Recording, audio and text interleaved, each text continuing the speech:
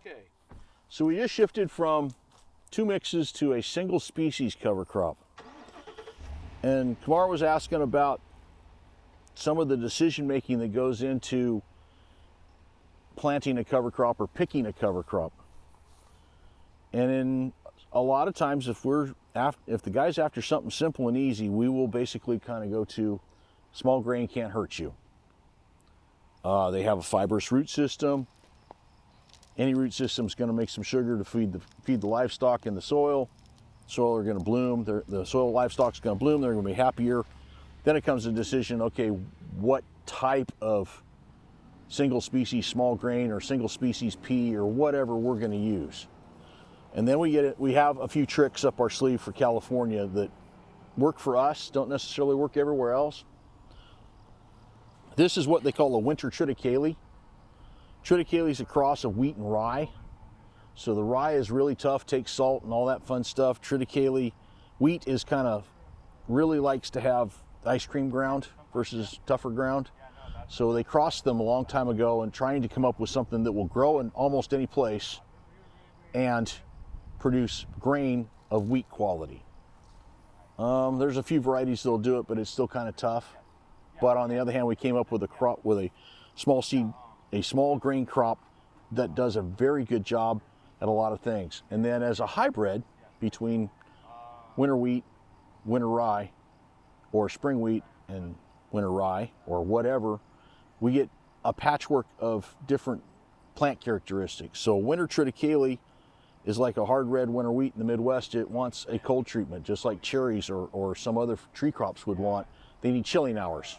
So it comes up, it stays fairly close to the ground, it's fairly prostrate. It gets enough cold treatment over the winter here basically to initiate bolting or initiate head formation. But this is all still only about knee high. A spring triticale, and there's some in the grower's mix here, is about this tall with a head on it already. So it's getting ready. It's like time to kill it. This we can actually mow it, and it'll grow back again. It'll keep trying to put a head up now, but it's just so much slower to do it. So we'll point that out to people, especially that want to have that maybe on heavier ground like this, where it's too wet today to mow it. And they're not going to have to worry about getting slapped in the face with seed heads or what have you as they are out mowing it. 2 weeks from now when it finally dries out, this can stay alone. Or if we had a dry spell, he could have mowed this and it'd grow back again. So this would be one of those choices we'll put at them is, okay, how long does it need to be short? In other crops that bloom earlier and are more prone to frost, this one also works because you don't have very high plant matter out there causing a interference with airflow. So this would be this would be short longer, so you can get away with a little bit more. We use this trick quite a bit in colder climates or more hilly climates or what have you type of things where frost is an issue, and at the same time they really literally cannot have stuff that's 4 or 5 feet tall at this time of year when they're potentially experiencing frost and bud break or bloom or both. So usually we would do this for a year or two, and then we would basically shift out into something more diverse, or we would shift completely away to something that you can manage similarly but is different. So we'd do this for a couple of years as a pioneer, I guess as a pioneer cover crop is a way to put it. Easy to put in, you can plant with a grain drill, relatively cheap. This was planted at, believe it or not, this is only about 35, 37 pounds per acre. And with this stuff, you don't want to plant it really thick because then it does go more vertical because it's leaning against each other. That's one of the other. Could have gone even lighter? Actually, I shoot for around, on this particular variety, I shoot for 60 pounds or less to make sure it stays prostrate longer. Okay. Typical forage planting for, like if you were going to make hay or you're going to make green chop, you're planting it the same seed size. If you were planting triticale, the seed sizes don't change between winter and spring and all that fun stuff. You're going to be planting that at 100 to 140 pounds per acre. So like about 3 times as much as what we planted here. So that would also cause that crowding. the reason you increase plant population in that case is, yeah, you want thinner stems and you want more plant growth, and so competition comes in and it all is reaching for the sun and grows faster, so on and so forth. It's something everybody learns eventually. I don't know where they teach it anymore, but in this case, we could mow this and actually it'd probably grow back again. Potentially could be an issue. You could come in here with a hooded sprayer and whack it with a systemic or contact herbicide and kill it. That's not necessarily in favor, but it is something that is up your sleeve that you could do. Either way, putting that mulch on the ground is probably going to help suppress the summer weeds that may show up out here. It won't stop bindweed, it won't stop a few things, but it'll help slow it down, because now those are sprouting this time of year as the soil warms up. Flaxleaf fleabane is one of those, horsetail. There's a couple of other ones out there that you go look carefully sometimes, and where the cover crop was in that orchard out there, right outside of there's where all the flaxleaf is, because it didn't have any competition at this time of year for sprouting. So this would be something, okay, the 20 questions part comes down to, okay, well, what do you want out of it? Well, this thing's, and the other thing we found on this variety, I keep bouncing around, sorry about that, is, yeah, it's fairly short on top, but the roots are probably 3 times deeper in the soil, because even though the top was short all winter long, it was continuing to expand its root zone. So it's helping open that soil. So if you don't disturb the surface a whole lot, if you did till it in and you don't till it very deep, you've got those root channels now in the soil that are going to help bring oxygen and water down below that tilled zone. So a lot of times what we've seen on this thing went from standing water to no standing water in a year, from planting this for 1 year.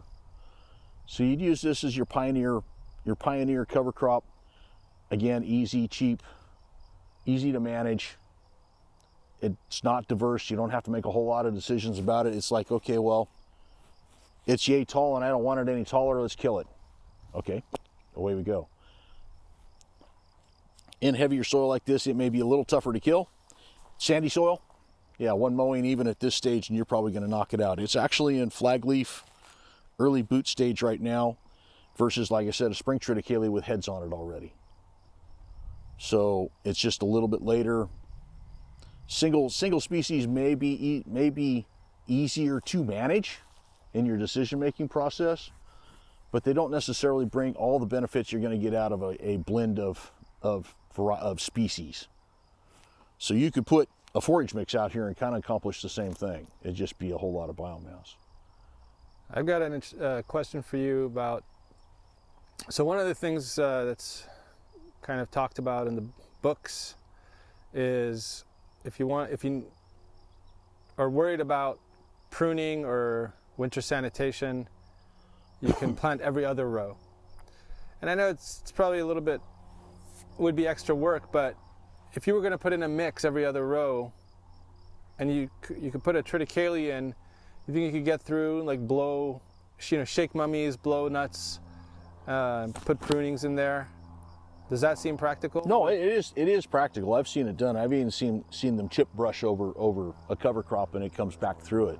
Not only just a winter triticale like this, but even the plow down ones if you do it early enough in the season, because they're not particularly tall early on. So that's actually really good. So you could. So you can do all that stuff, and if you're really, really worried about it, then in every other row management decision is in my book, something's better than nothing. And then the next year you would shift and plant the cover crop in what was the brush row last year and put the brush in the other row. But you can pick up and shred brush over top of this. It's usually 2-3 inches tall at the most. You can run a mower on it early enough. If you got your mummy's windrowed up and you wanted to run the mower, you can run the mower over this one very easily, not damage or remove very much of the cover crop, and do your shredding. So it can be done. It's a timing issue, and it has a lot to do with how wet it is and all that fun stuff. So I'm not going to say it works every year. Some years it's like, yeah, oh well. And once upon a time, they would actually go out, when they were first starting out reintroducing cover crops 30, 40 years ago and rediscovering how to do this, there were people out there trying to chip up and shred up the brush that was all tangled up through the cover crop. So if you're still in the training stages where you're going to have a lot of brush and stuff like that, I would either usually say, okay, let's go every other row and, collect the brush in the off row so that you have that access. If you want to get real fancy, you could plant this in that brush row and probably not hurt it that much and still have something there, and put something big and bushy like the highly diverse walnut mix in the other row, because that one actually is going to be a little taller. It's going to get clipped with a shredder. It's going to get clipped with a mower, various other fun things. If you were, nobody gets to push their brush and burn it anymore, but once upon a time that was a common practice. If that was the case, a lot of times you did damage yourself a whole bunch because you had a whole lot of seedling cover crop out there and you were shoving brush across it and just ripping it right out. So that was probably part of what that every other row came from in the first place. This will, if you were on something sticky, this would help with field access in the wintertime, because there is something there. You're not out there making giant ruts.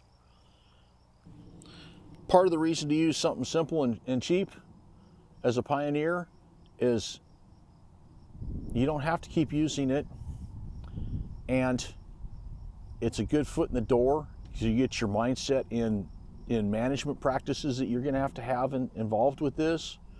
I got to remember to remember to find the grain drill and drag it out and make sure it's not full of old moldy seed or whatever. Those type of, those little things that go on the calendar that get lost real quickly at harvest time.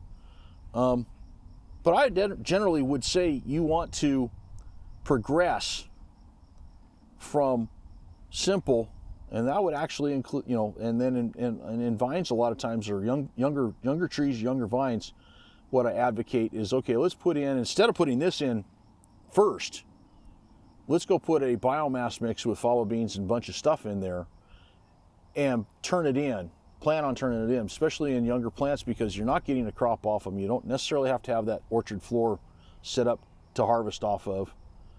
They don't have roots 80 feet out that you're going to clip when you go and disc it up and all that fun stuff. So my advice usually is, let's start out with something big and bushy and work our way down to something smaller. Yeah, the decision what to put in early is, okay, let's put something in that we can adds a bunch to the soil. And then as we have addressed that, maybe we want to shift to something else. We'll also be your vines are all your vines, your crop is also now going into production. So that's going to put an extra kink in your termination. If you weren't harvesting anything off of it, you could let it get as big and bushy as you want to. But if you were going to harvest something and sweep it up off the floor, you're not going to want to get it big, especially if you're on drip only, because then you're out here, you got a desert in the middle. All that plant matter's got to break down on its own. So that's a decision. That's part of that 20 questions is how are you irrigated? So there's equipment, and that includes your irrigation equipment. What crop is it? Where are you located at? How much rainfall you're going to get? All those things. But usually I would say, yeah, let's start out with, and the big and bushy is as easy to plant as this, because it's you can stick it in the ground 2 inches deep and not hurt anything, or you can stick it in the ground 1/2 inch deep and most of it will still come up. Mustards, clovers, there's an interest in putting in basically a perennial sod type of cover crop out here. In a solid set sprinkler, it works. Those take a little bit more finesse, is the way I put it. They want to be buried deep, shorter, shallower. They need a better seed bed. Putting something big and ugly out there to start with is going to help with your weed suppression and your weed control and all that fun stuff. So, yeah, you could go out there with this straight the first year, just put something in. Maybe the next year you would put a diverse mix in there. But that diverse mix isn't going to fit forever, at least in perennial crops, because we're not working the soil all that much, if at all.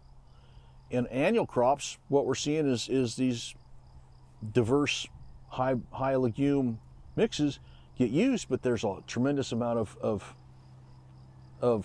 agitation goes on in the soil. They work the soil a whole lot. When they go into no-till, they're usually only using, they go back to a single species, because it makes it easier to terminate. Last year we did this. We had more biomass even in the triticale and even the forage triticale that the grower had planted had headed. Yeah, it was. And It was there was no issues with it all going away. Yeah. at harvest. It really. Now this is sprinkler irrigated, so the full floor gets quite a bit of water. Everything gets wet. So if you're drip irrigated only, yeah, you need to be a little more choosy about how big you're going to let it get or how you're going to be able to manage it, type of thing. So, not the two big decisions basically are what to plant and how to terminate it. And equipment, crop, location, soil type plays something in both of them. And then, so the crop effect on termination is going to be, okay, if I sweep it up off the ground, I can't have a haystack of stuff laying around out there. Actually, you reminded me, and in young orchards, I've heard of people actually growing hay and harvesting hay. Yeah, no, I've seen it done as well. I've run into many of them. It's like they're kind of looking at it and go, can I get the chopper down that row without hurting anything? And can I get trucks in there to chop it? And it, you're not shooting yourself in the foot fully. You're just kind of blowing your little toe off, I guess is the way to put it, because you just robbed all that above ground biomass that you could have put in the soil. But on the other hand, you did put the root system and you protected the soil all winter. So and you made some money. You made some, and in this day and age, that's something. I remember seeing cotton grown between almond trees. Yeah. And I've seen dry beans grown between young walnuts that were on solid set sprinkler. It's an economic decision.